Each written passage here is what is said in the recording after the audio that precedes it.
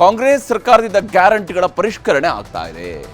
ವಿರೋಧ ಪಕ್ಷಗಳ ನಾಯಕರು ಗ್ಯಾರಂಟಿಗಳಿಗೆ ಕತ್ತರಿ ಹಾಕ್ತಾರೆ ಅಂತ ಹೇಳಿಕೆಗಳ ಮೇಲೆ ಹೇಳಿಕೆಯನ್ನು ಕೊಡ್ತಾ ಇರುವಾಗಲೇ ಗೃಹಲಕ್ಷ್ಮಿ ಗೃಹಜ್ಯೋತಿ ಬಳಕೆದಾರರು ಈಗ ಗೊಂದಲಕ್ಕೇನು ಸಿಲುಕಿದ್ರಲ್ಲ, ಆ ಗೊಂದಲಗಳನ್ನೆಲ್ಲ ಬಗೆಹರಿಸೋದಕ್ಕೆ ಖುದ್ದು ಮುಖ್ಯಮಂತ್ರಿಯವರೇ ಅಖಾಡಕ್ಕಿಳಿದಿದ್ದಾರೆ. ವಿಧಾನಸೌಧದಲ್ಲಿ ಮುಖ್ಯಮಂತ್ರಿ ಡಿ.ಕೆ. ಶಿವಕುಮಾರ್ ಅವರ ನೇತೃತ್ವದಲ್ಲಿ ಗ್ಯಾರಂಟಿ ಪರಿಶೀಲನಾ ಸಭೆ ನಡೆಯಿತು.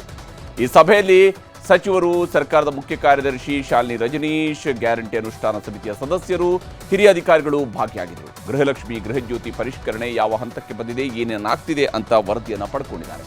ಜೊತೆಗೆ ಅಧಿಕಾರಿಗಳಿಗೆ ಮುಖ್ಯಮಂತ್ರಿ ಶಿವಕುಮಾರ್ ಅವರು ಒಂದಷ್ಟು ಖಡಕ್ ಸೂಚನೆಯನ್ನು ಕೊಟ್ಟಿದ್ದಾರೆ.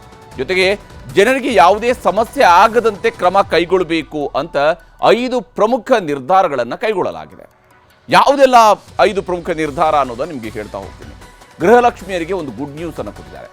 ಗ್ಯಾರಂಟಿಗಳಿಗೆ ಹೊಸದಾಗಿ ನೀವು ಅರ್ಜಿಯನ್ನು ಸಲ್ಲಿಸಬೇಕಾಗಿಲ್ಲ. ಮೊನ್ನೆ ಹೇಳಿದ್ರಲ್ಲ, ಹೊಸದಾಗಿ ಅರ್ಜಿ ಸಲ್ಲಿಸಬೇಕಾಗುತ್ತೆ ಅಂತೇಳಿ, ಅದು ಬೇಕಾಗಿಲ್ಲ, ಮತ್ತೆ ಅಲೆದಾಡಬೇಕಾಗಿಲ್ಲ. ಆದರೆ ಫಲಾನುಭವಿಗಳ ದಾಖಲೆಗಳನ್ನು ಸರ್ಕಾರ ಮರುಪರಿಶೀಲನೆಯನ್ನು ಮಾಡುತ್ತೆ. ಈಗಿರುವಂತಹ ಫಲಾನುಭವಿಗಳು ಕೆಲ ದಾಖಲೆಗಳನ್ನು ಅಂತಹ ಸಂದರ್ಭದಲ್ಲಿ ಸಲ್ಲಿಸಬೇಕಾಗುತ್ತೆ.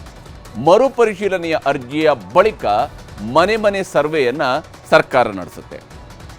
KYC ಮಾದರಿಯಲ್ಲಿನೇ ಗ್ಯಾರಂಟಿಗಳ ಮರುಪರಿಶೀಲನೆಗೆ ಈಗ ರಾಜ್ಯ ಸರ್ಕಾರ ಮುಂದಾಗಿರುವಂಥದ್ದು.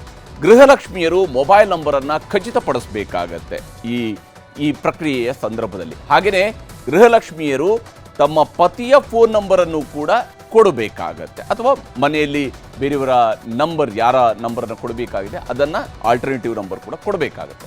ಹಾಗೆಯೇ ಗೃಹಲಕ್ಷ್ಮಿ ಹಣ ಖಾತೆಗೆ ಬಂದರೆ ಮೊಬೈಲ್ಗೆ ಮೆಸೇಜ್ ಹೋಗಲೇಬೇಕು. ಹಣ ತಲುಪಿದರೆ ವಾಯ್ಸ್ ಮೆಸೇಜ್ ಮೂಲಕ ಅದನ್ನು ಖಚಿತಪಡಿಸ್ಕೊಳ್ತಾರೆ.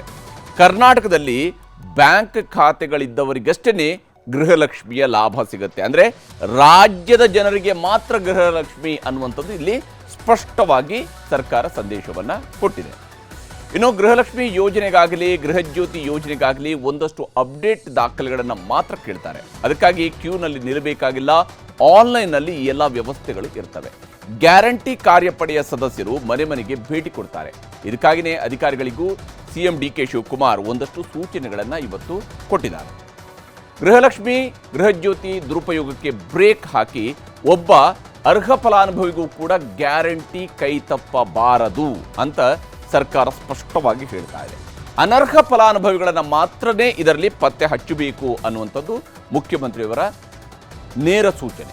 ಬ್ಯಾಂಕ್ಗಳಲ್ಲಿ ಸಾಲದ ಹಣಕ್ಕೆ ಗೃಹಲಕ್ಷ್ಮಿ ಹಣವನ್ನು ಕಟ್ ಮಾಡಲಾಗ್ತಾ ಇದೆ. ಇದರಿಂದ ಸಾಲ ಪಡೆದಿದ್ದಂಥವರು ಖಾತೆ ಬದಲಾಯಿಸ್ತಾ ಇದ್ದಾರೆ. ಅಂಥವರನ್ನು ಕೂಡ ಪತ್ತೆ ಮಾಡಿ ಅವರಿಗೂ ಹಣ ಸಿಗುವಂತೆ ಮಾಡಬೇಕು. ಅಂದರೆ ಅವರು ಖಾತೆ ಬದಲಿಸಿದ್ದಾರೆ ಅನ್ನೋ ಕಾರಣಕ್ಕಾಗಿ ಗ್ಯಾರಂಟಿ ಹಣ ಸಿಕ್ಕಿಲ್ಲ ಅನ್ನೋ ರೀತಿಯಲ್ಲಿ ಇರಬಾರ್ದು ಅನ್ನೋಂಥದ್ದು ಕೂಡ ಸರ್ಕಾರ ಕಾಳಜಿ ವಹಿಸಿದೆ. ಹಾಗೆಯೇ ಮೃತರ ಖಾತೆಗೆ ಹಾಗೂ ತೆರಿಗೆ ಕಟ್ಟುವವರಿಗೆ ಗೃಹಲಕ್ಷ್ಮಿ ಹಣ ಸಿಗಬಾರದು. ಇದು ಬಹಳ ಮುಖ್ಯವಾಗಿರುವಂತಹ ಅಂಶ. ಯಾಕೆಂದರೆ ಮೃತಪಟ್ಟವರ ಖಾತೆಗಳಿಗೆ ಇನ್ನೂ ಕೂಡ ಗ್ಯಾರಂಟಿ ಹಣ ಹೋಗ್ತಾ ಇದೆ. ಗ್ಯಾರಂಟಿಗಳನ್ನು ಸ್ವಯಂ ಪ್ರೇರಿತವಾಗಿ ಬಿಟ್ಟು ಕೊಡುವವರಿದ್ದರೆ ಜಾಗೃತಿಯನ್ನು ಮೂಡಿಸಬಹುದು. ಅವರಾಗಿಯೇ ಬಿಟ್ಟು ಕೊಡ್ತಾರೆ ಅಂತ ಹೇಳಿದರೆ ಜಾಗೃತಿಯನ್ನು ಮೂಡಿಸಬಹುದು. ಗ್ಯಾರಂಟಿಗಳ ಪರಿಶೀಲನೆ ಸಭೆಯಲ್ಲಿ ಸಿಎಂ ಖಡಕ್ ಸೂಚನೆಯನ್ನು ಕೊಟ್ಟಿದ್ದಾರೆ.